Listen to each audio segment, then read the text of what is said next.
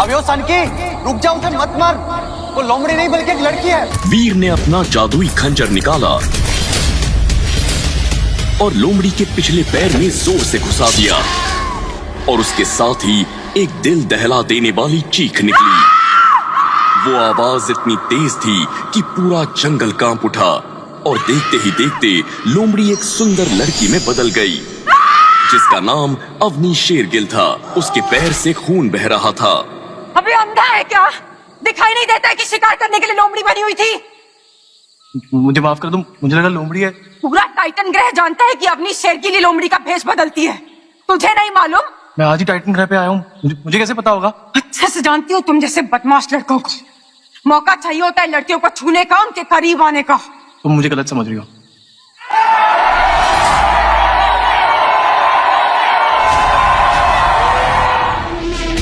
अवनी पर हमला करके इसने अपनी मौत को बुलावा दे दिया है। जब ग्रैंड मास्टर को इस बारे में पता चलेगा तो इस संकी का क्या हाल करेगा, ये सोच कर भी मेरी रूह कांप रही। तभी घने जंगल में से किसी के दौड़ने की आवाज आई। सबकी निगाह जंगल की तरफ गई तो एक 25 साल का नौजवान जिसका शरीर बाहुबली से भी 2 गुना था, उसका हर एक कदम जमीन से धूल को उड़ाता चला आ रहा था। ऐसा लगता था जैसे संसार की सारी शक्ति उसके अंदर हो। उसकी आंखों में उबलता हुआ खून आसानी से देखा जा सकता था। क्या वो अवनी?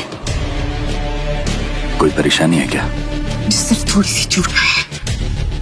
इसका मतलब ये नहीं कि तुम मेरे ऊपर जान से शुरू कर दो। अवनी डार्लिंग, गुस्सा क्यों होती हो? चोट लगी है ना?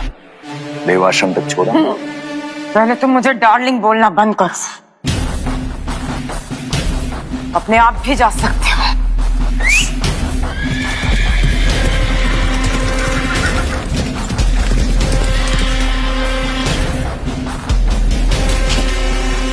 याद रखना सनकी, आज से तुम मेरे जानी दुश्मन बन गए और अगर दोबारा मुझसे पंगा लिया ना तो तुम्हें सिर्फ मौत नसीब होगी। ये कहकर अवनी अपने घोड़े पर सवार होकर देव आश्रम की तरफ रवाना हो गई। अब ग्रैंड मास्टर समेत सबकी नजर वीर की तरफ ही थी। वीर को समझ नहीं आ रहा था आखिर उसे क्या करना चाहिए। मार दिया जाए या छोड़ दिया जाए, बोल तेरे साथ क्या सुलूक किया जाए। मेरी बात पर विश्वास करो, मैंने जानबूझकर अवनी पर वार नहीं किया। देखो, अवनी को चोट आई है। अब इससे कोई फर्क नहीं पड़ता है कि तुमने जानबूझकर किया था या फिर गलती से हो गया था। तुम्हें सजा तो मिलेगी। बताओ कौन सी सजा चाहिए? मुझे जाने दो, मैं विश्वास दिलाता हूँ कि आज के बाद कभी भी इस तरह की गलती नहीं करूंगा। मुझे माफ कर दो। मैंने तो तुमसे पूछा कि सजा क्या चाहिए, तुम तो माफी मांगने लगे। चलो तुम सब लोग बताओ कि इसको क्या सजा मिलनी चाहिए। जिस हाथ से इसने अवनी पर वार किया है उसके वही हाथ काट डालो। नहीं नहीं, ये बहुत छोटी सजा है इसके लिए। मैं तो कहता हूँ इसे नंगा करके चूहे वाले तहखाने में बंद कर देना चाहिए। क्यों ना इसे पेड़ से बांधकर इसकी आंखों में गरम लोहा घुसा दिया जाए। लेकिन तभी उनमें से एक आदमी ने ऐसा कुछ कहा जिसे सुनकर आसपास सन्नाटा छा गया। किसी ने भी इसकी उम्मीद नहीं की थी। मुझे लगता है हमें इसको माफ कर देना चाहिए। क्या बकवास कर रहे हो? जानते भी हो क्या कह रहे हो तुम? गुस्सा मत होइए, मेरा मतलब है हमें उसको माफ कर देना चाहिए, लेकिन इस सनकी को लड़ाई में पहले हराना पड़ेगा। वाह, क्या बढ़िया तरीका बताया। तो फिर तय रहा, अगर तूने कल हमारे 5 योद्धाओं को हरा दिया तो तुझे माफ कर देंगे, वरना नतीजा तो तू जानता है। सभी लोग जानते थे कि वीर लड़ाई करने के लिए मना करेगा क्योंकि उसे लड़ना तो दूर खंजर भी ठीक से पकड़ना नहीं आता था। ऐसे में 5 लोगों से एक साथ कैसे लड़ेगा?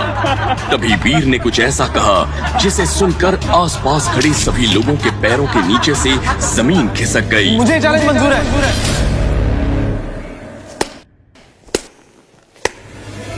तो फिर ठीक है, कल शाम देव आश्रम के प्रैक्टिस एरिया में तुम्हारा मुकाबला होगा।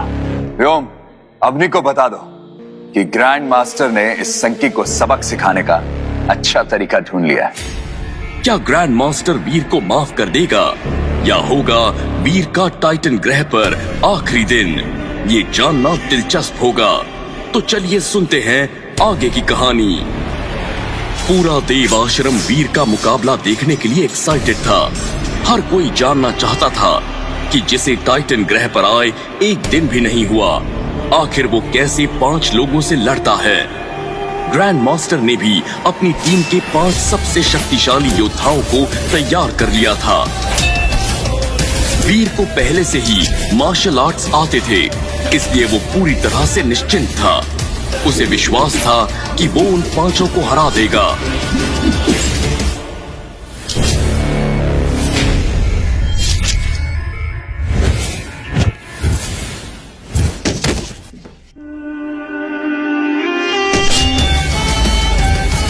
जब मुकाबला शुरू हुआ तो वीर उन 5 से लड़ने की कोशिश तो कर रहा था, पर लड़ नहीं पा रहा था।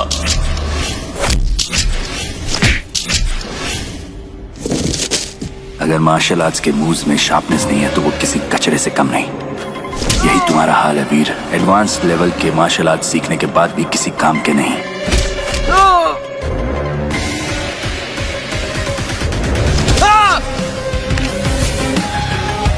सब लोग कान खोलकर सुन लो।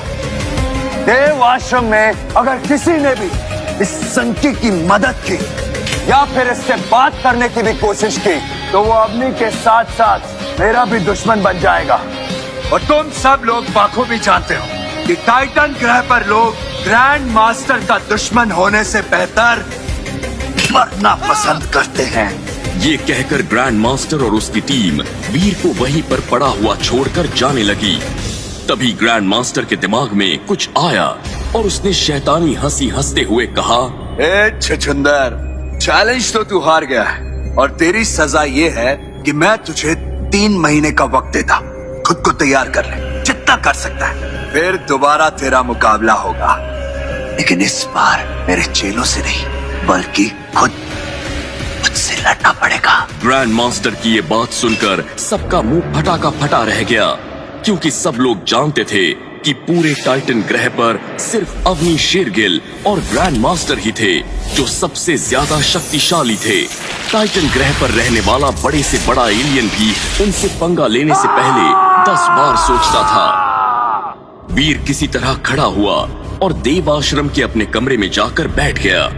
उसे समझ नहीं आ रहा था कि आखिर क्या करना चाहिए। जब शुरुआत ही ऐसी हुई तो आगे चलकर क्या होगा। लेकिन वीर के दिमाग में अपनी माँ और बहन का ख्याल आ गया। उनको दिया वचन याद आने लगा, जिस वजह से उसे पृथ्वी से करोड़ों मील दूर टाइटन ग्रह पर आना पड़ा। और फिर अपने चाचा और बुआ के शब्द उसके कानों में गूंजने लगे। बाढ़ में जाए भाभी, एक तो हमारे भैया को खा गई, ऊपर से पूरी प्रॉपर्टी पे कुंडली मार कर बैठी है। प्यार से कह रहे हैं घर गाली कर दो, वरना बाहर निकालने के दूसरे तरीके भी आते हैं। जुबान संभाल कर चाचा। वरना क्या कर लेगा तू? चुपचाप इस घर से निकल जाओ या फिर हमारे हिस्से के 3 करोड़ रुपए दे दो। तो फिर ठीक है, मैं भी वादा करता हूँ कि 3 करोड़ रुपए लाके तुम्हारे मुंह पे फेंक के मारूंगा। लाओगे कहाँ से? चोरी करोगे, डाका डालोगे? सिर्फ 6 महीने है तुम्हारे पास। मैं कुछ भी करूं लेकिन पैसे जरूर लेकर आऊंगा। ये वादा है वीर रहेजा का। वीर ने वादा तो कर दिया था, लेकिन उसे खुद नहीं पता था कि वो 3 करोड़ रुपए कहां से इकट्ठा करेगा। ऐसे में उसे डॉक्टर खुराना की याद आई, जो उसके पापा के बचपन के दोस्त थे और हमेशा वीर की मदद भी किया करते थे। इसलिए वीर सीधा डॉक्टर खुराना की लैब पहुंच गया। फिर बेटा इतने पैसे तो नहीं है मेरे पास। खुराना अंकल, मैं बहुत उम्मीद से आपके पास आया हूँ। अगर आपने कुछ नहीं किया ना तो सब खत्म हो जाएगा। अगर ऐसी बात है ना बेटा, तो एक तरीका है। तुम्हें पृथ्वी से करोड़ों मील दूर टाइटन ग्रह पर जाना पड़ेगा। वहां तुम बड़ी आसानी से कुछ ही दिनों में करोड़ों रुपए कमा सकते हो। 3 करोड़ रुपए के लिए मैं टाइटन ग्रह तो क्या, जहन्नुम भी जाने के लिए तैयार हूँ। और टाइटन ग्रह का भी एक राज है, जिसे सुनने के बाद शायद तुम अभी जाने से मना कर दोगे। ऐसा कौन सा राज है अंकल? ये देखो वीर, टाइटन ग्रह पर इंसानों के साथ साथ बहुत खतरनाक एलियन भी है, जिनका आधा सर तो इंसानों का है और आधा जानवर का, और जिसे मारकर उसकी सोल से तुम ताकतवर बन सकते हो या उसे करोड़ों रुपए में बेच भी सकते हो। मैं जाने के लिए तैयार हूँ अंकल। बताइए मुझे क्या करना होगा। उसके बाद डॉक्टर खुराना वीर को एक टेली बूथ के अंदर ले आए और अपने लैपटॉप की मदद से टेली बूथ को एक्टिवेट कर दिया। फिर देखते ही देखते पूरे टेली बूथ के अंदर धुआं भर गया था और जब धुआं छटा तो वीर टाइटन ग्रह पहुंच चुका था। खैर अब वीर देव आश्रम के अपने कमरे में बैठा अपने घर की बातें सोच ही रहा था, तभी उसने खुद में ही एक फैसला लिया। बेटा वीर, याद रख तू यहाँ पर किस लिए आया है। तुझे 6 महीनों में 3 करोड़ इकट्ठा करना है। अगर यहाँ इन लोगों से लड़ता झगड़ता रहा तो कभी अपना मकसद पूरा नहीं कर पाएगा। अब वक्त है पूरा ध्यान लगाकर एलियंस का शिकार करना है और फिर उस एनर्जी को बेच के पैसे कमाना है। वीर तुरंत ही अपना खंजर लेकर पूरी तैयारी के साथ फिर से जंगल में निकल गया। वो शिकार करने के लिए एलियन ढूंढ ही रहा था, तभी उसे झाड़ियों के पास कुछ हरकत महसूस हुई। वीर समझ चुका था कि जरूर कोई आम एलियन ही होगा। तभी वहां से एक सुनहरे रंग का कछुआ निकल आया।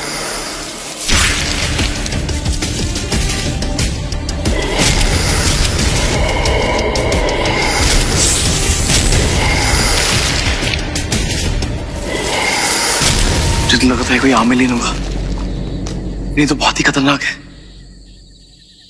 इसे मारना तो दूर, इसका सामना करना ही बहुत मुश्किल है। इतने में उस सुनहरे कछुए ने वीर के ऊपर हमला कर दिया। वीर को लग रहा था जैसे आज उसकी मौत तय है, लेकिन तभी वीर ने अपनी पूरी जान लगाई और किसी तरह कछुए को खुद से दूर कर दिया और जान बचाने के लिए घने जंगल की ओर दौड़ लगानी शुरू कर दी। वीर तुरंत जाकर पेड़ के पीछे छिप गया। जितना आसान मैंने सोचा था आसानी है नहीं, तो खुद मेरी जान खतरे में है। वीर ने जब अपनी आंखें बंद की तो उसकी आंखों के सामने अपनी माँ और बहन का रोता हुआ चेहरा आ गया। अपने लेना सही, लेकिन अपनी माँ और बहन के लिए मुझे लड़ना पड़ेगा और किसी भी तरह इस कछुए को मारना होगा। वीर के अंदर अचानक से ताकत आ गई थी।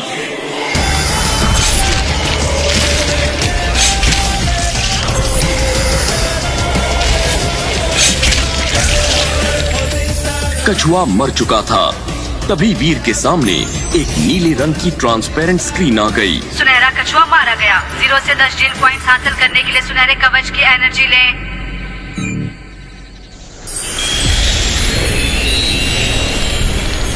वीर ने जैसे ही उसकी एनर्जी ली, तभी एक दूसरी आवाज आई। आपको प्राप्त हुए हैं 7 जीन पॉइंट्स और सुनहरा कवच। ये सुनकर वीर हैरान हो गया और इसके साथ उसके सामने एक सुनहरे रंग का नकाब आ गया।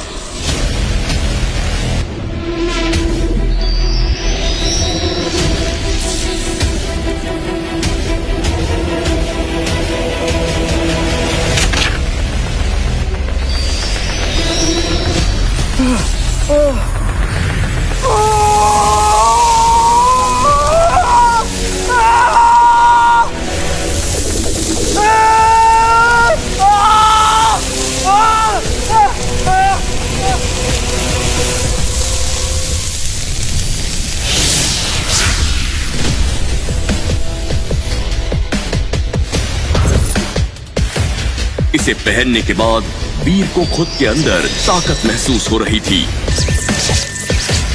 उसने अपनी ताकत चेक करने के लिए पूरी जान से एक पेड़ पर मुक्का मार दिया और तभी उस पेड़ में बड़ी सी दरार आ गई। ये देखकर वीर खुशी से झूम उठा। तभी उसे कछुए के शरीर में कुछ चमकता हुआ दिखाई दिया। वीर ने जाकर देखा तो एक ब्लैक रंग का क्रिस्टल था। लगता है आज मेरी किस्मत बहुत अच्छी है, पहला शिकार भी मिल गया और ब्लैक क्रिस्टल भी मिल गया। वीर को यकीन नहीं हो रहा था कि ये क्रिस्टल सच में काम करता है या नहीं, इसलिए वीर ने एक बिल्ली को पकड़कर उसे वो क्रिस्टल खिला दिया और देखते ही देखते बिल्ली का आकार भी बढ़ गया।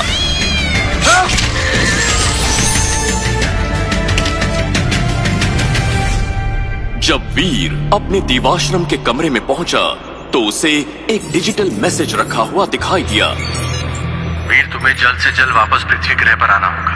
मेरे पास तुम्हारे लिए 2 बुरी खबरें हैं जिन्हें मैं यहाँ पर नहीं बता सकता। और याद रहे कि इस बारे में किसी को पता ना चले। वीर तुरंत ही टेलीपोर्ट की मदद से पृथ्वी ग्रह पहुंच गया था और डॉक्टर खुराना की लैब में खड़ा था। क्या हुआ खुराना अंकल, आपने मुझे इतनी जल्दी यहाँ क्यों बुलाया है और आप इतने परेशान क्यों दिख रहे हो? वीर, जो बात मैं तुझे बताने जा रहा हूँ हो सकता है उसको सुनकर तुम्हें सदमा लगे बेटा, और तुम्हारे लिए बात जानना बहुत जरूरी है। खुराना अंकल, ऐसा बोल के आप मुझे बहुत डरा रहे हो, प्लीज बताइए बात क्या है? बेटा, कल शाम को तुम्हारी माँ की तबीयत बहुत खराब हो गई थी। उन्हें जब एडमिट कराया हॉस्पिटल में तो डॉक्टर ने बताया कि उनको बहुत रेयर डिजीज है जिनकी तुरंत सर्जरी करनी पड़ेगी। उसके लिए बेटा कम से कम 1 करोड़ रुपए का खर्चा है। ये सुनकर वीर अंदर से टूट चुका था। उसे समझ नहीं आ रहा था कि आखिर उसे क्या करना चाहिए। तुम्हें टाइटन ग्रह पर 4 दिन हो चुके हैं, कुछ पैसे इकट्ठे हुए क्या? अभी तक एक फूटी कौड़ी भी नहीं जोड़ पाया हूँ मैं, लेकिन आप टेंशन मत लीजिए खुराना अंकल, अब से मैं पूरा ध्यान लगाकर सिर्फ पैसे कमाऊंगा और माँ को भी कुछ नहीं होने दूंगा। शाबाश, मुझे तुमसे यही उम्मीद थी। पर एक बात का ध्यान रखना कि तुम्हारे पास सिर्फ 2 दिन है। अगर 2 दिन में पैसे हॉस्पिटल में जमा नहीं हुए तो तुम्हारी माँ की सर्जरी नहीं होगी। इस वक्त उनकी हालत बहुत ही क्रिटिकल है। उन्हें कुछ नहीं होगा अंकल। ये कहकर वीर टाइटन ग्रह जाने के लिए वापस टेलीबूथ की तरफ जाने लगा। वीर, तुम टेलीबूथ से टाइटन ग्रह नहीं जा सकते, तुम्हारी जान को खतरा है। ये सुनकर वीर के पैर वहीं पर जम गए। मेरी जान को खतरा है? मुझे कोई क्यों मारना चाहता है? मैंने तो किसी का कुछ बिगाड़ा भी नहीं है। ये दुनिया जितनी तुम्हें आसान नजर आ रही है ना, उतनी है नहीं। फिलहाल तुम्हारे लिए बस यही जानना जरूरी है कि तुम्हें सतर्क रहना पड़ेगा। लेकिन अगर मैं टेलीबूथ से टाइटन ग्रह नहीं जाऊंगा तो फिर कैसे जाऊंगा? मुझे भी वहां बहुत काम पूरे करने हैं। जानता हूं, तुम टाइटन ग्रह ट्रेन से जाओगे। ट्रेन से? ट्रेन भी टाइटन ग्रह जाती है? हाँ, और मैंने तुम्हारी टिकट भी करवा दी है। आधे घंटे में तुम्हारी ट्रेन है। ये कहकर डॉक्टर खुराना वीर को रेलवे स्टेशन की ओर ले गए।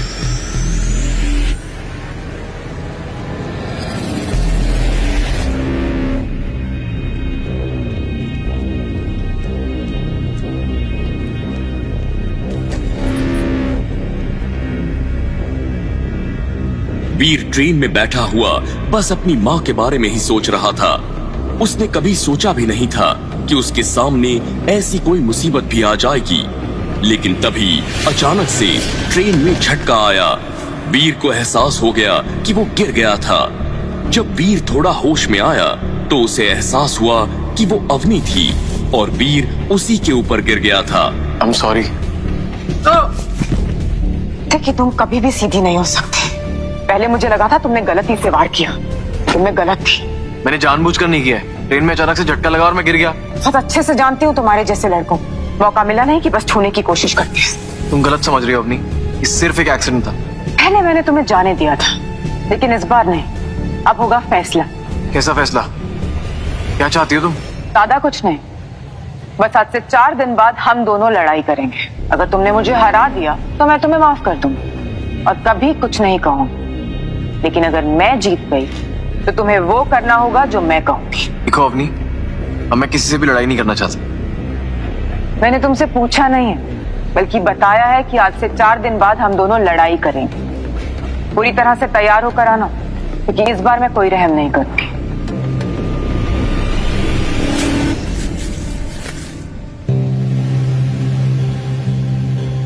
आखिर ये सब हो क्या रहा है मेरे साथ? समझ नहीं आ रहा क्या करूं।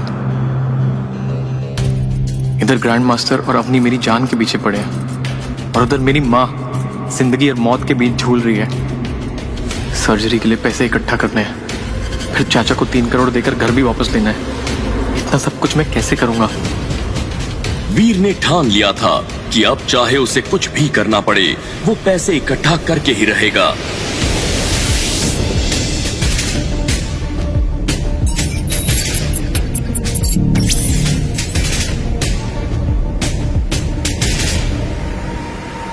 उसके पूरे शरीर पर सुनहरे कवच आ चुके थे। जहां पर आज तक कोई नहीं गया, मुझे वहां जाना ही पड़ेगा। अपनी जिंदगी की बाजी लगानी ही पड़ेगी और कोई रास्ता नहीं है मेरे पास।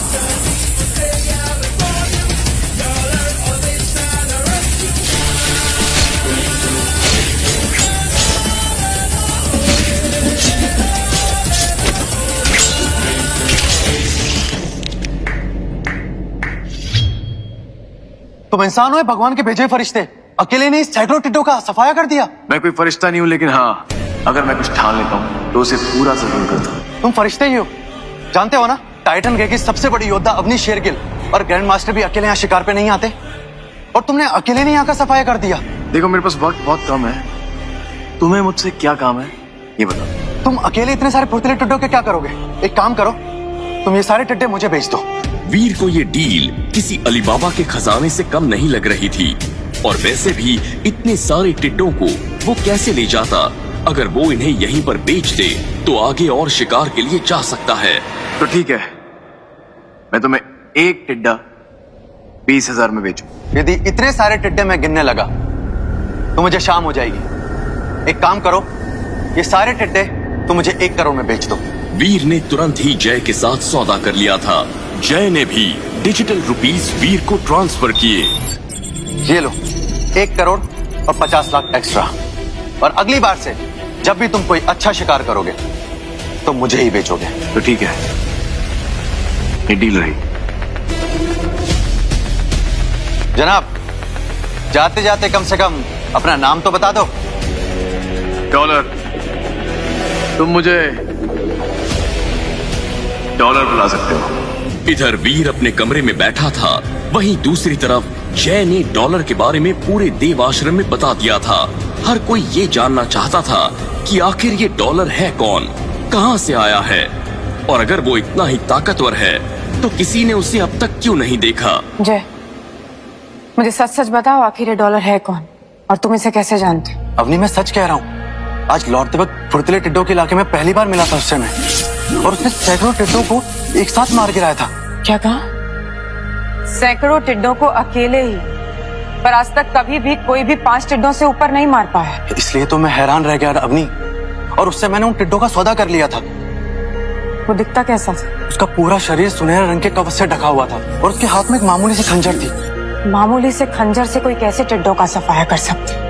जरूर उसके अंदर कोई स्पेशल शक्तियां होंगी। बिल्कुल सही कहा अवनी, उसे देखकर कोई बता सकता है नहीं कि वो इतना बड़ा योद्धा होगा।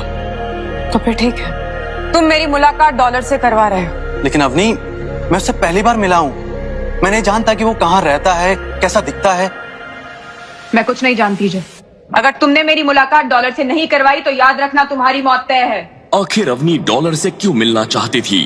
क्या अवनी डॉलर से मिल पाएगी या वो चलेगी अपनी कोई चाल?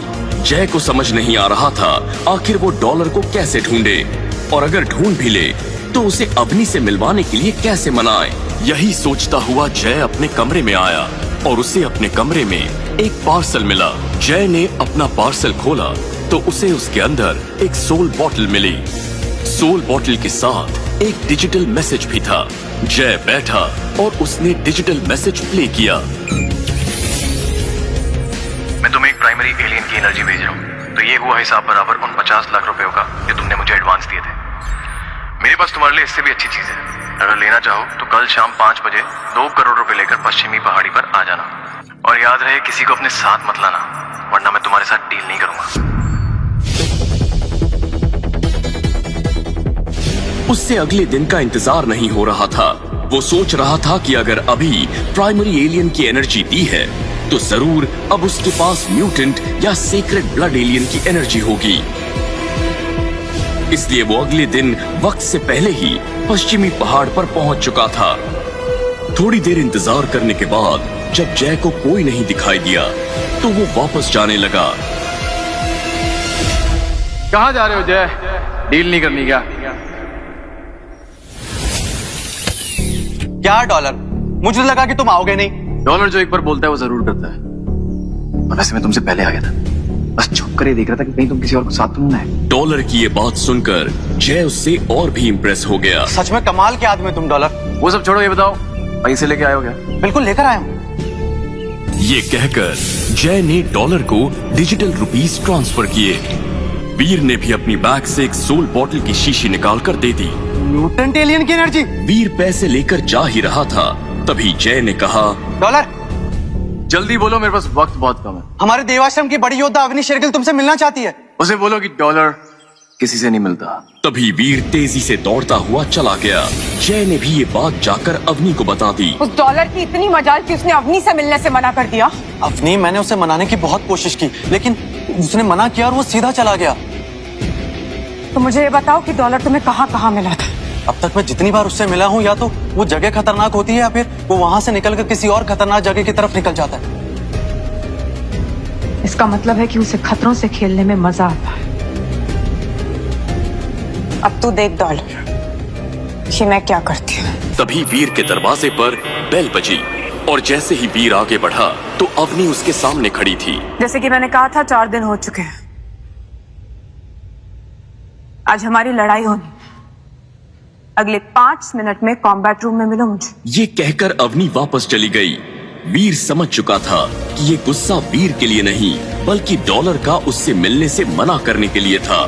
जो गुस्सा अब वो वीर पर निकालना चाहती थी, लेकिन अवनी ये नहीं जानती थी कि वीर ही डॉलर है जिसे वो लोग कायर समझते आ रहे हैं। असल में वही टाइटन का डॉलर है। क्या होगा जब डॉलर की ताकत वाले वीर से लड़ेगी अवनी, जिसे मानती आई थी कमजोर, उसकी ताकत के आगे टिक पाएगी?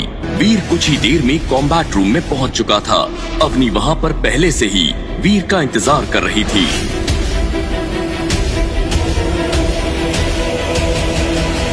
तो जैसे कि तय हुआ था, अगर तुमने मुझे हरा दिया तो मैं तुम्हें माफ कर दूंगी, लेकिन अगर तुम हार गए तो तुम्हें वो करना पड़ेगा जो मैं तुमसे कहूंगी।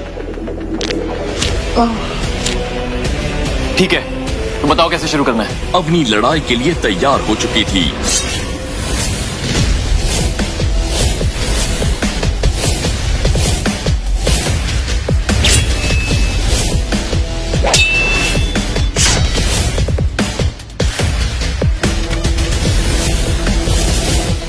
जैसे ही वीर ने वार किया तो अवनी उसे झेल नहीं पाई और धड़ाम से जमीन पर गिर गई।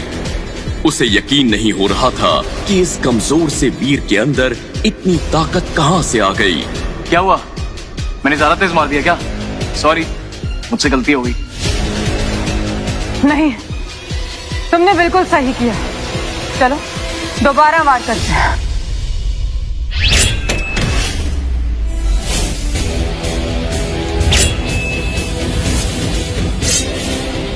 वीर ने दोबारा अवनी पर वार किया, लेकिन इस बार अवनी संभल चुकी थी।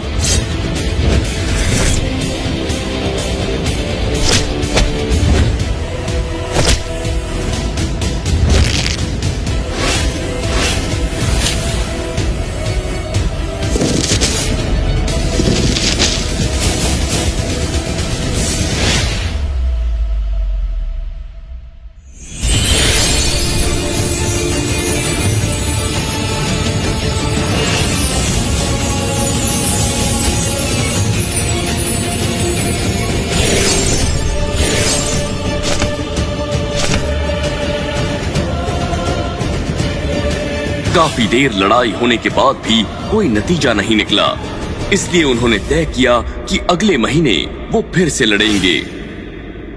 कुछ दिनों पहले तक तो ये वीर इतना कमजोर था कि एक आदमी से भी नहीं लड़ पा रहा था। फिर अचानक से इसके अंदर इतनी ताकत कैसे आ गई जो मुझे टक्कर देती?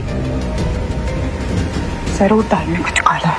इतनी पावर्स, वो भी वीर के पास, वो भी सिर्फ 6 महीनों में। इम्पॉसिबल।